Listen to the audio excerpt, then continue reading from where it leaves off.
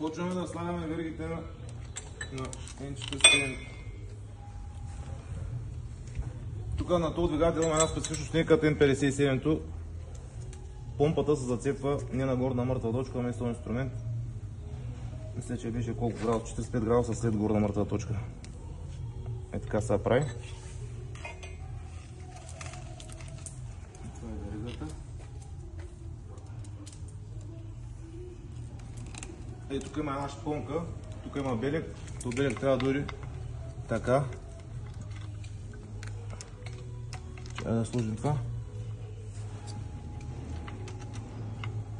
Чакай малко.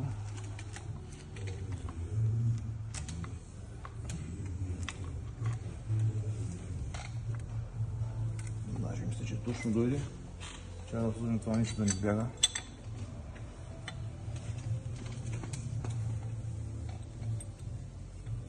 Да не избяга голема вал. Това в момента не е на горна мъртва точка. А N57-то е на горна мъртва точка зацепа на автота помпа.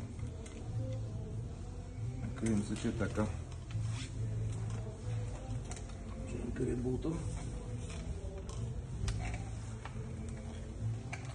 Чакай малко да го чистим.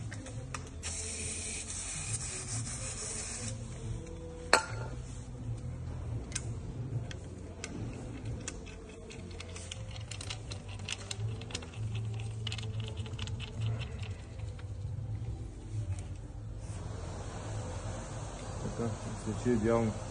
Това ако слагаме на 65 нютона, то обтегач на 10, тия водачи на 20 нютонометра.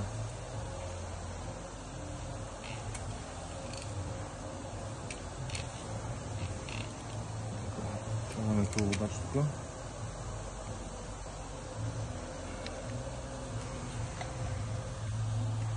На тия болтове слагаме осигурители за резби.